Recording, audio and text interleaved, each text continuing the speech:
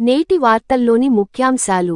అసెంబ్లీలో పిసి ఘోష్ ఇచ్చిన నివేదికను చర్చించి అన్ని రాజకీయ పక్షాల అభిప్రాయాలను స్వీకరిస్తాం, అనంతరమే భవిష్యత్తు కార్యాచరణ, కమిషన్ సూచనలు తప్పకుండా ప్రభుత్వం పాటిస్తుంది.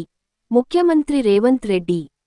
దేశ సరిహద్దుల భద్రతపై వ్యాఖ్యల విషయంలో కాంగ్రెస్ పార్టీ అగ్రనేత రాహుల్ గాంధీని సుప్రీంకోర్టు మందలించింది.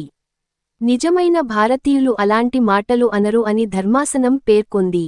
తెలంగాణను భారతదేశ లైఫ్ సైన్సెస్ రాజధానిగా మాత్రమే కాకుండా ప్రపంచంలోనే ఆరోగ్య సంరక్షణ ఆవిష్కరణలకు నెంబర్ 1 హబ్గా తీర్చిదిద్దుతామని ముఖ్యమంత్రి రేవంత్ రెడ్డి పునరుద్ఘాటించారు.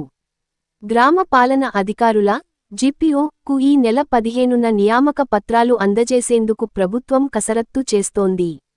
హైదరాబాదుకు 2 సెంటర్ ఆఫ్ ఎక్సలెన్సులు, కేంద్ర మంత్రి కిషన్ రెడ్డి వెల్లడి. భారత్పై సుంకాలు మరింతగా పెంచుతాం, అమెరికా అధ్యక్షుడు ట్రంప్ బెదిరింపు. క్రీడా వార్తలు.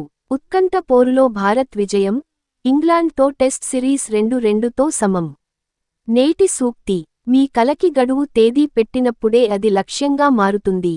ఆరోగ్య చిట్కా. తేనె, దాల్చిన చెక్క మిశ్రమాన్ని సేవిస్తే రోగనిరోధక శక్తి పెరుగుతుంది. నిన్నటి జీకే ప్రశ్న.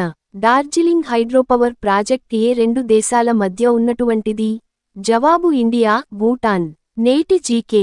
ప్రజారోగ్య సంరక్షణ, వైద్య విద్యకు జాతీయ నమూనగా అవతరించిన తెలంగాణ రాష్ట్రంలో ఈఎస్ఐసి హాస్పిటల్ ఏది? నేటి జీకే మరోసారి. ప్రజారోగ్య సంరక్షణ, వైద్య విద్యకు జాతీయ నమూనగా అవతరించిన తెలంగాణ రాష్ట్రంలో ఈఎస్ఐసి హాస్పిటల్ ఏది? ఇంతటితో వార్తలు సమాప్తం.